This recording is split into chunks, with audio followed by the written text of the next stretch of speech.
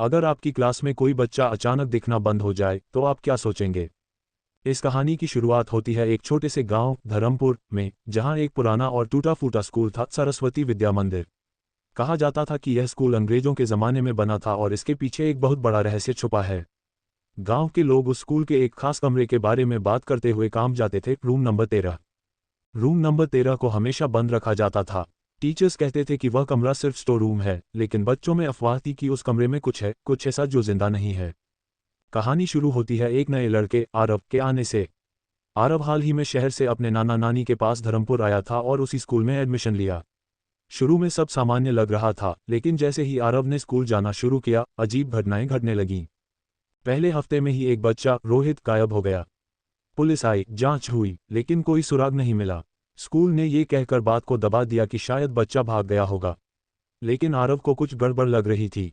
एक दिन खेलते खेलते आरव गलती से स्कूल के पिछवाड़े चला गया, जहां उसे रूम नंबर 13 का टूटा ताला मिला। दरवाज़ा आधा खुला था और अंदर से ठंडी हवा आ रही थी, जबकि बाहर 40 डिग्री गर्मी थी।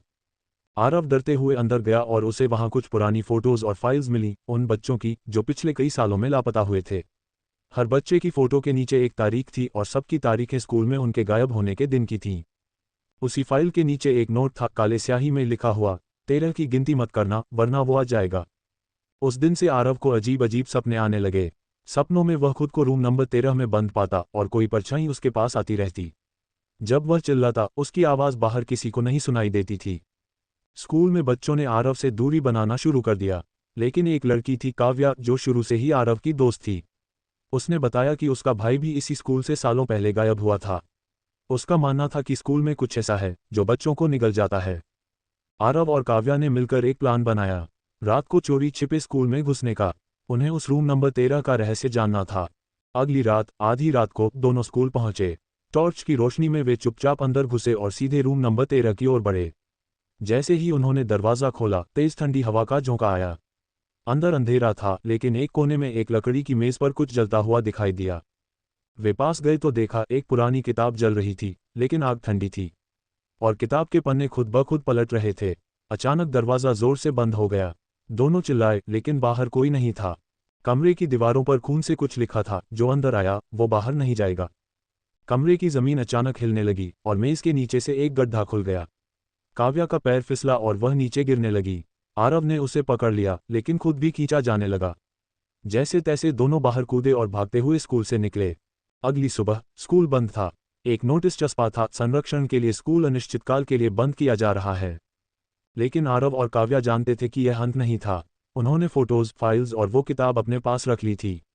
अब वे इस रहस्य को पूरी दुनिया के सामने लाने वाले थे, लेकिन उन्हें नहीं पता था कि जो साया उन्हें रूम नंबर 13 से मिला था, वो अब उनके पीछे पीछे आ चुका है। हर बार जब वे पलटते, वो नहीं दिखता, लेकिन उसकी सांसों की गर्माहट गर्दन के बिल्कुल पास महसूस होती थी। होटल के गलियारे में लाइटें लगातार झपक रही थीं, जैसे कोई अदृश्य ताकत उन्हें डरा रही हो। श्वेता की आंखों से आंसू बहने लगे, लेकिन उसकी आवाज़ गले में ही अटक गई, जैसे किसी ने उसकी आवाज़ चुरा ली हो। राजीव ने मोबाइल से फ्लैशलाइट ऑन की, लेकिन लाइट का गोला सामने आते ही खुद ही बुझ गया। हमें वापस नहीं जाना चाहिए था, आदित्य ने कांपती आवाज़ में कहा। रूम नंबर 13 को खोलना हमारी सबसे बड़ी गलती थी।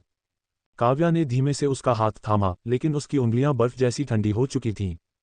होटल के उस छोटे से कमरे में जहां उन्होंने स्कूल से भागने के बाद शरण ली थी, दीवारों पर अब खरोंचें दिखाई देने लगी थीं, जो पहले वहां नहीं थीं। तुमने दरवाज़ा ठीक से बंद किया था ना? आरव ने घबराई निगाहों से पूछा। आदित्य ने सिर हिलाया, लेकिन जवाब देने की हिम्मत नहीं हुई। बाहर से किसी के नाखून दीवार को खुरच रहे थे और खरोंचें अंदर बढ़ती आ रही थीं। अचानक टेबल पर रखी पुरानी फाइलें अपने आप उड़ने लगीं और हवा में घूमती रहीं, जैसे कोई अदृश्य शक्ति उन्हें पढ़ रही हो।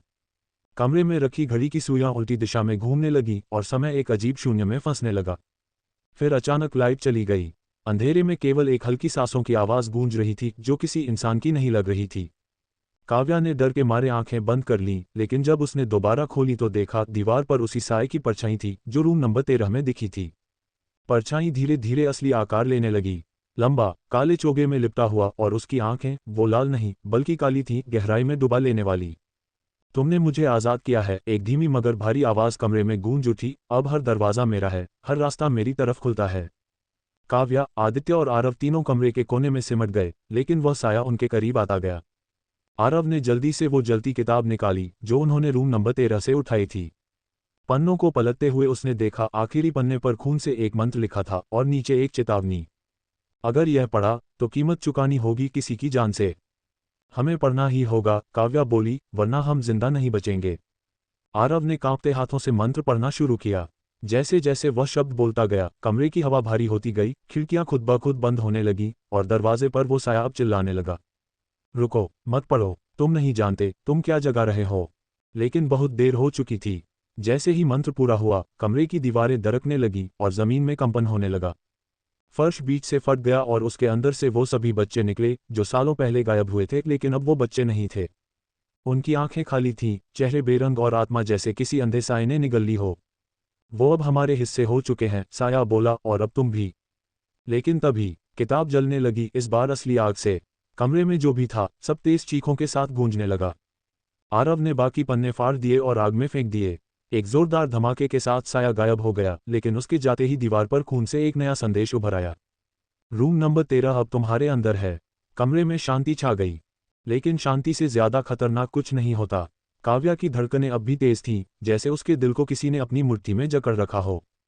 कमरे की हवा ठंडी नहीं, बर्फीली हो चुकी थी, इतनी कि सांस लेना भी भारी लग रहा था। बाहर बारिश बंद हो चुकी थी, लेकिन हर बूंद जो अब टपकती थी वह खून जैसी लाल दिखाई देती थी, या शायद अब उनकी आंखें धोखा खाने लगी थीं।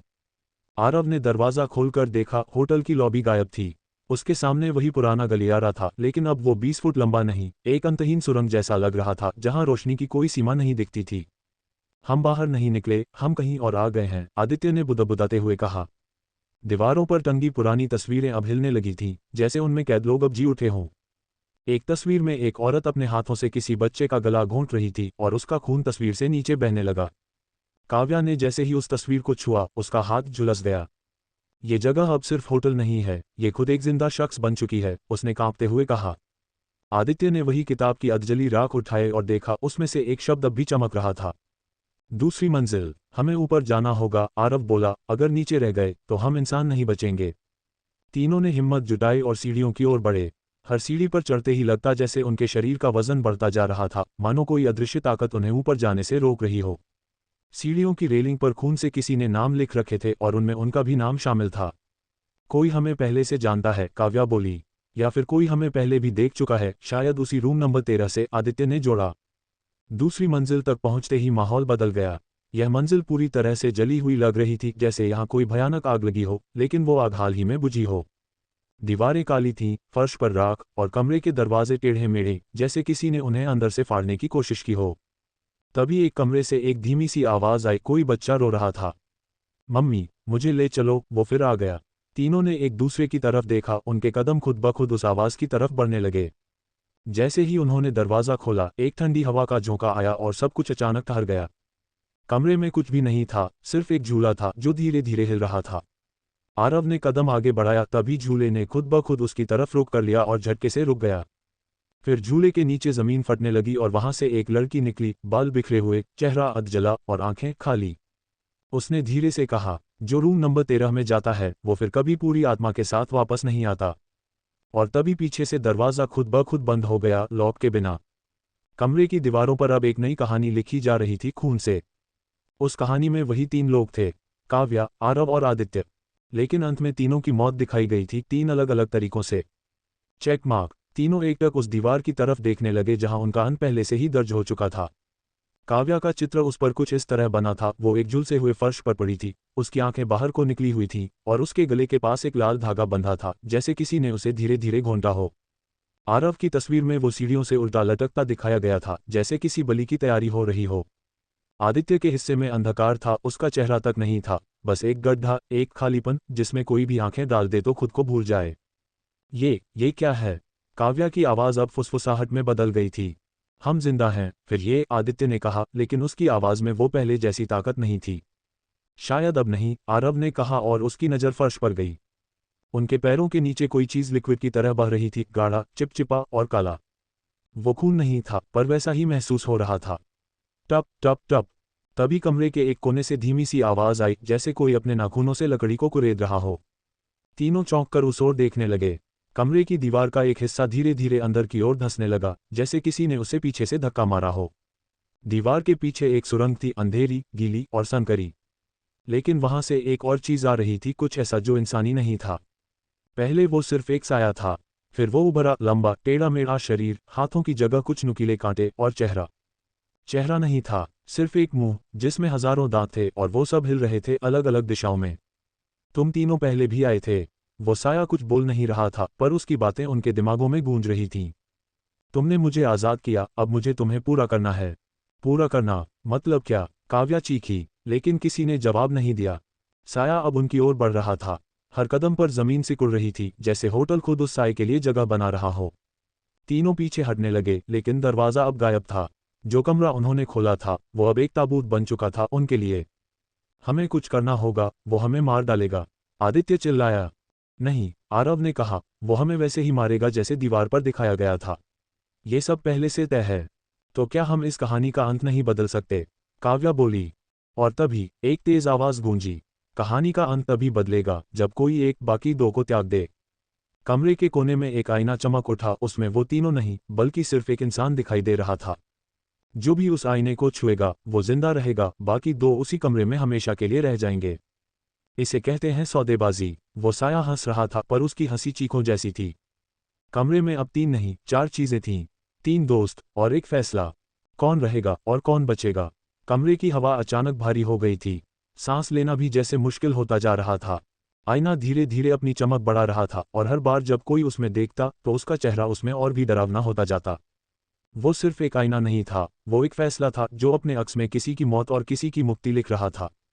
ये सब झूठ है, आदित्य बोला, उसकी आंखों में डर था पर आवाज में जिद। ये सब हमें एक दूसरे के खिलाफ करने की चाल है। तो क्या तू उसमें झांकने नहीं जाएगा? आरव ने पूछा, उसकी नजरों में एक शंका थी। काव्या पीछे हट गई, उसकी आंखों से आंसू बहने लगे। मैं नहीं चाहती कोई मरे, हम सब साथ आए थे, साथ ही जाएंगे। लेकिन उसी पल आईने में कुछ बदल गया। अब उसमें वो तीनों दिखने लगे, लेकिन इस बार अलग अलग। आदित्य जलते हुए कमरे में खड़ा, अकेला, चीखता हुआ। आरव किसी कुर्सी से बंधा हुआ, उसकी आंखें फटी फटी, और उसके सामने वही साया जो कुछ पल पहले निकला था। काव्या उस सुरंग में भाग रही थी जहां से कोई वापस नहीं आया। तीनों तस्वीरें तेजी से चमकी, और फिर एक भयानक आवाज कमरे में गूंजी। तुम्हें चुनना ही होगा, एक को जिंदा रहना है, बाकी रहेंगे मेरे साथ हमेशा के लिए। आदित्य ने जमीन पर मुक्का मारा। नहीं, हम ये खेल नहीं खेलेंगे। लेकिन तभी दीवार पर एक दरार आई। उस दरार से एक हाथ निकला, मरा हुआ, गल चुका, और उसकी उंगलियों से खून टपक रहा था। उसने धीरे धीरे फर्श पर एक लकीर खींची, और वो लकीर तीन हिस्सों में बंट गई। अब वक्त आ गया है। वो आवाज अब तीनों के सिर के अंदर गूंज रही थी। काव्या घबरा चुकी थी। अगर हम कुछ नहीं करेंगे तो क्या हम तीनों मर जाएंगे? आरव ने सिर झुका लिया। नहीं, सिर्फ वो मरेगा जो सबसे ज्यादा यकीन करेगा कि वो बच सकता है। कमरे का तापमान अब गिरने लगा था। हर सांस अब ठंडी भाप जैसी दिख रही थी। तभी आईने से एक तेज रोशनी निकली, और जमीन पर तीन काले गोले उभर आए, तीन नामों के साथ। अब फैसला इंसानों के हाथ में नहीं, आत्मा के हाथ में है। और फिर वो साया दोबारा दिखा। इस बार वो और बड़ा हो गया था। उसकी ऊंचाई छत तक पहुंच रही थी। उसके चेहरे पर अब तीन चेहरे थे, एक आदित्य का, एक आरव का, और एक काव्या का। उसके मुंह से फिर वही आवाज निकली, जिसने सबसे पहले कमरे का दरवाजा खोला था, वही मेरी पहली पसंद है। तीनों की सांसें थम गईं। कौन था वो? काव्या ने कांपते हुए कहा, मैंने ही सबसे पहले हैंडल छुआ था। लेकिन तूने खोला नहीं था, आदित्य बोला। खोला तो मैंने था। और जब दरवाजा खुला तो सबसे पहले आरव ही अंदर गया था, काव्या ने कहा। अब तीनों एक दूसरे को देख रहे थे, शक के साथ, डर के साथ, और मौत की परछाई के साथ। तीनों दोषी थे, और तीनों अब शिकार भी। साया अब पास आ रहा था। उसकी आंखों से अब धुआं निकल रहा था, लेकिन वो आंखें उनके अंदर झांक रही थीं। जिसकी आत्मा सबसे गंदी है, वो मेरा पहला शिकार बनेगा। अब ये किसी सौदेबाजी का खेल नहीं था, ये आत्मा की कीमत तय करने का वक्त था। कौन कितना दोषी था? किसने अपने डर में झूठ बोला? किसने किसी को धोखा दिया? किसने इस कमरे को सिर्फ एडवेंचर समझा, और अब वही सबसे बड़ी भूल बन चुका था। कमरा अब जवाब मांग रहा था, और जवाब लहू से लिखा जाना था। वो पल किसी टिकी हुई घड़ी जैसा था, हर सेकंड भारी, हर सांस में एक फैसला छिपा हुआ। फर्श पर तीन नामों के सामने तीन अलग अलग परछाइयां पिघलने लगीं, जैसे कोई पुरानी आत्मा अपने चुने हुए शिकार के पीछे चल पड़ी हो। दीवार पर टंगी घड़ी उल्टी दिशा में चलने लगी थी, और हर टिक टिक के साथ वो कमरा थोड़ा और जिंदा होता जा रहा था। हाँ, जिंदा, क्योंकि अब वो एक आम कमरा नहीं था, अब वो उन तीनों की नियति तय करने वाला दरबार बन चुका था। काव्या ने खुद को कोने में समेट लिया। उसकी आंखों में आंसू और जुबान पर सिर्फ एक शब्द, माफी। लेकिन माफी देने वाला कोई नहीं था। यहां तक कि भगवान भी शायद इस कमरे में घुसने से पहले 2 बार सोचता। आरव ने धीरे धीरे अपने बैग से एक पुरानी नोटबुक निकाली, वही जिसमें उन्होंने इस हॉस्टल के भूतिया किस्सों को लिखा था। याद है, उसने कांपती आवाज में कहा, हमने लिखा था कि अगर कोई रूम नंबर 13 की सच्चाई जाने तो वो कभी लौट नहीं पाएगा। पर वो तो बस कहानी थी, आदित्य बुदबुदाया। अब नहीं, आरव ने किताब को जमीन पर फेंकते हुए कहा, अब वो हमारी किस्मत बन चुकी है। तभी जमीन पर फैली परछाई एक जगह थम गई, काव्या के नाम पर। उसने जोर से चीख मारी, नहीं, मैंने कुछ नहीं किया। लेकिन परछाई आगे बढ़ी और उसके पैरों तक आ पहुंची। एक ठंडी लहर उसके पूरे शरीर से गुजर गई। उसकी आंखें पलटने लगी और तभी उसके हाथ अपने आप उठ गए, जैसे किसी ने उन्हें कब्जे में ले लिया हो। उसकी आंखें अब काली हो चुकी थीं और उसकी जुबान पर अब कोई और ही बोल रहा था। इस खेल की शुरुआत जिस मासूमियत से हुई थी, उसका अंत सबसे निर्दोष के खून से होगा। ये तो धोखा है, आदित्य चिल्लाया। काव्या ने सबसे कम किया था। और वही तो सबसे आसान रास्ता है, आवाज गूंजी। कमजोर आत्मा जल्दी टूटती है और मुझे बस दरार की तलाश थी। काव्या अब फर्श पर घसीटती जा रही थी, उसके चेहरे से आंसू नहीं, खून बह रहा था। कमरा हर उस आवाज को सोख ले रहा था जो मदद मांगती थी। दीवारें सुन रही थीं, लेकिन जवाब नहीं दे रही थीं। छत पर लटकता पंखा अब खुद ब खुद घूमने लगा था, मगर उल्टी दिशा में। आरव ने आदित्य को देखा, अगर हम कुछ नहीं करेंगे तो अगला मैं या तू होगा। और अगर हम कुछ करें तो? आदित्य ने पूछा। तो शायद हम सब बच सकते हैं, आरव ने नजरों में उम्मीद लिए कहा, या कम से कम एक बच सकता है। तभी एक और खटाक की आवाज आई, कमरे की दीवार एक बार फिर फटी और इस बार उसके पीछे एक और कमरा था। एक गुप्त दरवाजा जो शायद तभी खुलता है जब कोई आत्मा पूरी तरह कब्जे में आ जाए। काव्या अब बेहोश हो चुकी थी, मगर उसके शरीर से सफेद धुआं निकल रहा था और वो धुआं उस गुप्त कमरे में समा रहा था। वो कमरा अब सिर्फ ईंटों और सीमेंट से नहीं बना था, वो आत्माओं की जेल था। हर आत्मा जो कभी रूम नंबर 13 में फंसी, वहीं कैद थी। और अब काव्या उस कैदखाने की सबसे नई कैदी बन चुकी थी।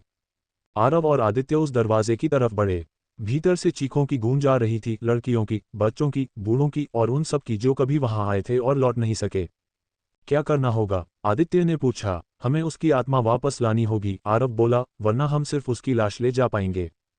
कमरे ने फिर जवाब दिया, एक को जाना होगा और बिना आत्मा लौटने की कीमत चुकानी होगी।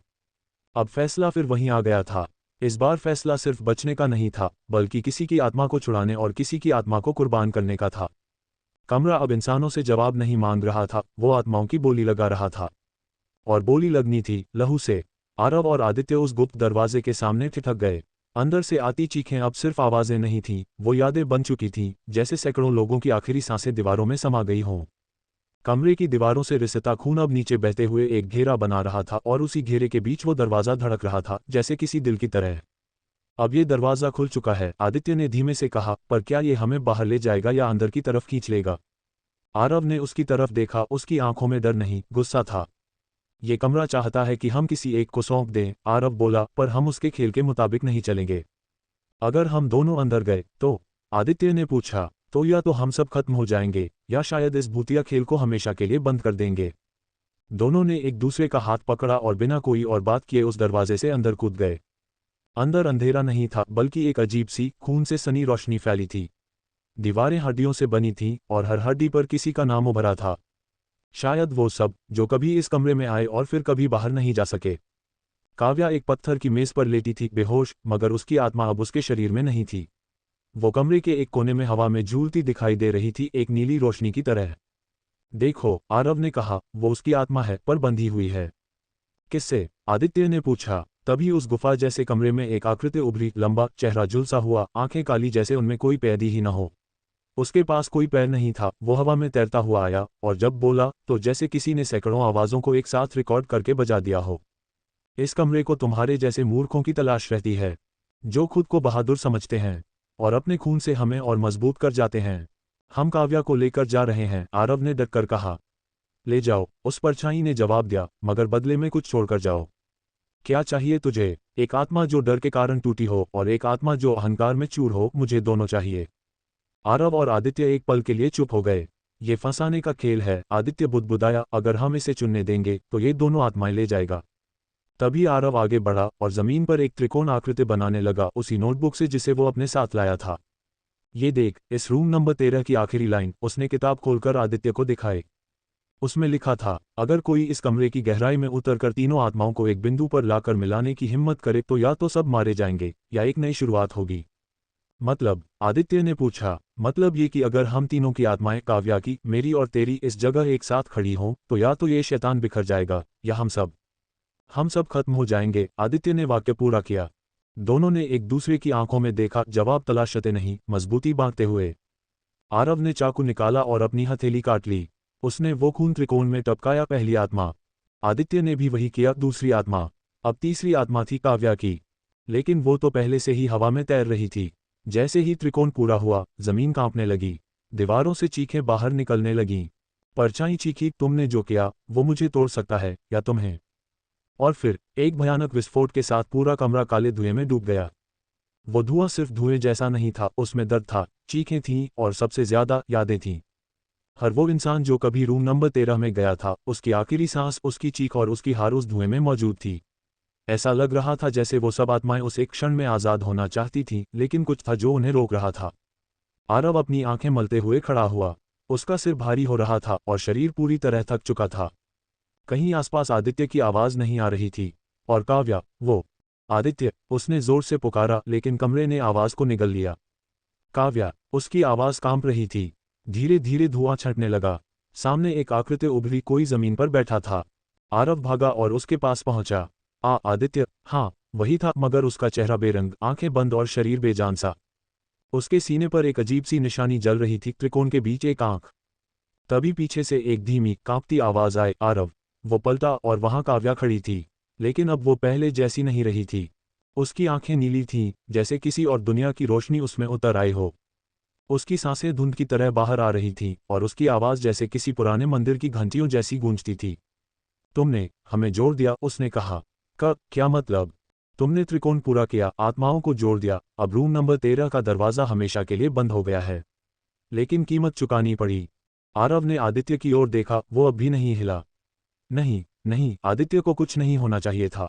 काव्या धीरे से उसके पास आए और आदित्य की ओर झुकी। उसने उसकी पेशानी पर उंगलियां रखीं और कुछ बुदबुदाया। तभी कमरे की दीवारें फिर से कांपने लगीं। दरवाजा जो पहले बंद हो चुका था, एक बार फिर खुला, मगर इस बार उसमें अंधेरा नहीं, उजाला था। ये बाहर जाने का रास्ता है? आरव ने पूछा। नहीं, काव्या ने कहा, ये उस जगह का रास्ता है जहां आत्माएं अपनी सजा पूरी करके रिहा होती हैं। आदित्य को उसका समय मिल गया है। मतलब, वो मरा नहीं है। वो जीवित रहेगा, लेकिन अब उसे सब कुछ याद रहेगा। हर आत्मा की चीख, हर मौत की कहानी और उस कमरे की हर परछाई उसकी आंखों में हमेशा के लिए रहेगी। आरव की आंखों से आंसू बह निकले। तो अब क्या हम बाहर जा सकते हैं? काव्या ने उसकी ओर देखा। हाँ, लेकिन याद रखना, ये दरवाज़ा दोबारा किसी के लिए नहीं खुलेगा। और अगर कभी कोई इसकी गहराई को फिर से छूने की कोशिश करेगा तो जो अब तक हुआ है, वो सिर्फ ट्रेल होगा। जैसे ही दोनों दरवाजे की ओर बढ़े, आदित्य की आंखें हल्के से खुलीं। उसने धीरे से मुस्कुराया और बुदबुदाया, हमने इसे बंद कर दिया। लेकिन ये मुस्कान वैसी नहीं थी जैसी एक विजेता की होती है। ये मुस्कान वैसी थी जैसे कोई बहुत बड़ा बोझ अपने सीने में छिपाकर मुस्कुरा रहा हो। उसकी आंखें खुली थीं, मगर उनमें जिंदगी नहीं, कोई और ताकत थी। आरव और काव्या अभी कुछ ही कदम दरवाजे से दूर थे कि पीछे से एक भारी सी ध्वनि आई। थड़ थड़ थड़। आरव ने पीछे पलटकर देखा। आदित्य अब उठ चुका था, मगर उसका चेहरा पूरी तरह बदल चुका था। आदित्य, काव्या की आवाज कांप रही थी। आदित्य अब धीरे धीरे चल रहा था, जैसे कोई कठपुतली हो जिसे किसी और ने जिंदा किया हो। उसके चेहरे पर एक अजीब सा स्याह निशान था जो उसकी गर्दन से उसकी आंखों तक फैल रहा था। उसकी आंखों की पुतलियां अब पूरी तरह काली थीं, और उसकी मुस्कान अब मानो इंसान की नहीं रही। मैंने नहीं, उसने एक अलग आवाज में कहा। हमने इसे बंद किया है, लेकिन वो अब मेरे अंदर है। काव्या ने डरते हुए मंत्र पढ़ने की कोशिश की, लेकिन आदित्य एक झटके में उसके सामने आ गया। ये कमरे की कीमत थी। तुमने त्रिकोण पूरा किया, मगर एक आत्मा को शरीर चाहिए था। और वो शरीर अब मुझे मिला है। आरव ने काव्या को खींचकर दरवाजे की ओर भागने की कोशिश की, मगर दरवाजा जो अभी कुछ सेकंड पहले खुला था, अब बंद हो चुका था। नहीं, आरव चिल्लाया, ये बंद कैसे हो गया? पीछे से आदित्य, या जो अब आदित्य नहीं था, हंस रहा था। कहानी तुमने पूरी नहीं पढ़ी थी, दोस्त। त्रिकोण का नियम था 3 आत्माएं, 3 शरीर, मगर एक को बनना था वह द्वार जिससे बाकी आत्माएं बाहर आएंगी। और मैं वो द्वार बन गया हूं। तभी पूरा कमरा एक बार फिर से थरथराने लगा। दीवारों से खून टपकने लगा, फर्श से लहरों की तरह धुंध उठने लगी, और हर वो चीज जो अभी तक चुप थी अब जिंदा हो गई थी। काव्या जमीन पर गिर पड़ी, उसका शरीर कांपने लगा। ये कमरा अब वापस जिंदा हो गया है और इस बार ये सिर्फ आत्माएं नहीं, उनके भगवान को बाहर लाने जा रहा है। आरव ने आदित्य की आंखों में देखा और वहां उसे एक दरवाजा दिखा। दरवाजे के पीछे हजारों आत्माएं चीखती हुई बाहर आने को तैयार। उनका राजा एक काले सिंहासन पर बैठा और उसके माथे पर वही त्रिकोण चिन्ह। तुमने कहानी खत्म नहीं की आरव, आदित्य बोला। तुमने सिर्फ पहला पन्ना पलटा था। कमरा अब सांस ले रहा था। हर ईंट से आवाजें आ रही थीं। और वो धुंध जो पहले बस डर की थी अब अधिकार की बन चुकी थी। अब कोई बाहर नहीं जाएगा, आदित्य ने कहा। अब कहानी यहाँ नहीं खत्म होगी, अब कहानी यहीं से शुरू होगी। मरे की दीवारें अब केवल दीवारें नहीं थीं, वे जिंदा थीं। हर ईंट के पीछे छिपे थे वो राज जो सदियों से किसी इंसानी आंख ने नहीं देखे थे। आदित्य अब एक इंसान नहीं रहा, वो खुद एक गेटकीपर बन चुका था, एक ऐसा जीव जो इस दुनिया और परलोक के बीच के रास्ते को खोल सकता है। काव्या ने कांपती आवाज में कहा, अगर ये रास्ता खुला तो पूरी दुनिया के लिए तबाही आ जाएगी। आरव ने उसके हाथ थामे और कहा, हमें ये कहानी यहीं रोकनी होगी, चाहे कुछ भी हो जाए। लेकिन तब कमरे के बीचों बीच एक नया दरवाजा हो गया। एक अजीब सी सीटी की आवाज के साथ वो दरवाजा खुला और उसके पार सिर्फ अंधकार नहीं था, बल्कि एक पूरी दुनिया थी। एक ऐसा आयाम जहां वक्त का कोई नियम नहीं था, जहां हर चीज अमर हो जाती थी और जहां हर इंसानी गलती का दंड सिर्फ मौत नहीं बल्कि आत्मा का अपहरण था। आओ, आदित्य की आवाज अब चारों दिशाओं से गूंज रही थी। अब तुम सिर्फ दर्शक नहीं रहोगे, अब तुम इस कहानी का हिस्सा बनोगे। रूम 13 अब तुम्हारे सपनों में आएगा और अगली बार दरवाजा तुम्हारे सामने खुलेगा। कमरे की लाइट्स एक झटके में बंद हो गईं। एक आखिरी झलक में सिर्फ इतना दिखाई दिया, 3 चेहरे, आरव, काव्या और आदित्य का, मगर अब उनमें फर्क करना नामुमकिन था। तीनों के चेहरे एक जैसे हो गए थे, जैसे कमरे ने उन्हें एक ही आत्मा में बदल दिया हो। फिर स्क्रीन काली हो गई और एक संदेश चमका, अगर तुमने कहानी को यहाँ तक पढ़ा है तो समझ लो तुमने भी दरवाजे की दस्तक सुन ली है। रूम 13 अब सिर्फ एक कहानी नहीं, ये एक चेतावनी है। और अगर तुम अगली कहानी का हिस्सा बनना चाहते हो तो तुरंत सब्सक्राइब करो राज एक्सप्लोरर पर, क्योंकि अगली बार जब कहानी शुरू होगी उसमें तुम्हारा नाम भी हो सकता है। और याद रखो, हर लाइक एक ताले की चाबी है और हर सब्सक्राइब एक आत्मा की गिनती। क्या तुम तैयार हो अगली आत्मा बनने के लिए?